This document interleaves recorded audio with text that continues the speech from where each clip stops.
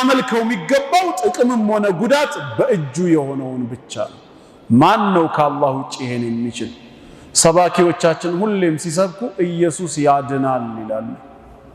ይገድላል ሲሉ ሰምተን አናቅም አንድም ቀን። ኧረ አላህ ይገድላል ነው እኛ ደግሞ የምንለው። ያልገባቸው ሰዎች እንዴት ይላሉ? ጌታ ያድናል እንጂ እንዴት ይገድላል? እና ማን ነው የሚገድለው?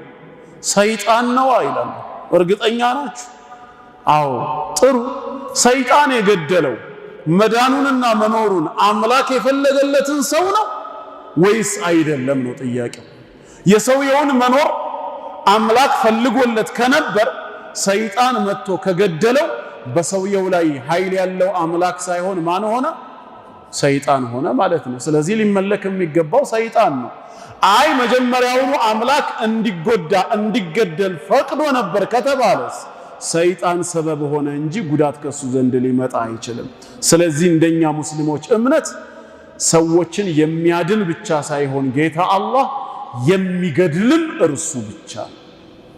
ወደዚህ ዓለም ስንመጣ ያለሱ ውሳኔ ያለሱ ፍቃድ እንዳልተወለድን እንዳልመጣን ሁላ ይሄንን ዓለም ስንሰናበትም ያለሱ ውሳኔ አንሞት።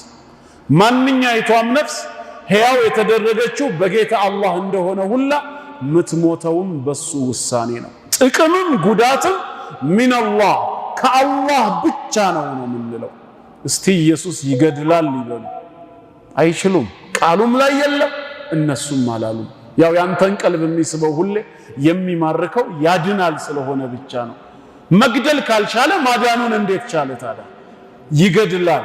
የኛ ጌታ ግን ራሱ እንደነገረ هو الذي يحيي ويميت ሕያው ያደርጋልም ይገድላልም ነው።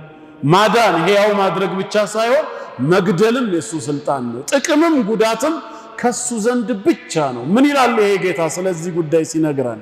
በሱረቱል ማኢዳ ቁጥር 76 ላይ አምስተኛው ሱራ ቁጥር 76